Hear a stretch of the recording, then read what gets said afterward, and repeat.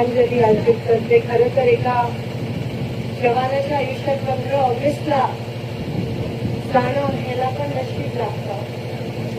त्यांना मी श्रद्धांजली अर्पित करते. जम्मू काश्मीरच्या कठीण परिस्थितीत, कठीण वातावरणात ते या देशाची सेवा करत होते. या गावाचा पुतळा, या गावाचा अभिमान आज आपल्यामध्ये राहिला नाही, आपल्यातून निघून गेला. त्यांच्या कुटुंबियास देव, ताकद देव, त्यांची पत्नी, त्यांचा एक लहान 6 महिन्याचा मुलगा आणि एक मुलगी, त्यांच्यासोबत आम्ही सदैव आहोत. पुन्हा एकदा त्यांना श्रद्धांजली अर्पित करते.